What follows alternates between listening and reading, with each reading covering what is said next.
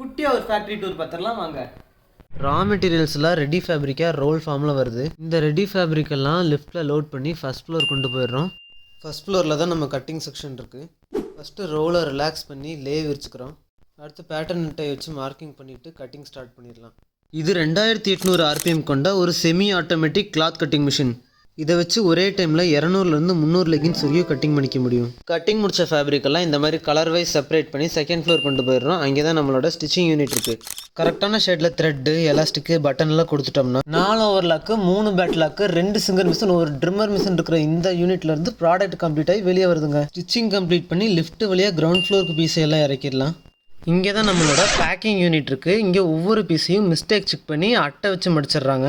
இப்போ நம்ம piece almost ரெடிங்க. இதுக்கப்புறம் பேக் பண்ணி ப்ராப்பராக சீல் பண்ணி அடுக்கிட்டோம்னா சேல்ஸ்க்கு ரெடி ஆயிரும்.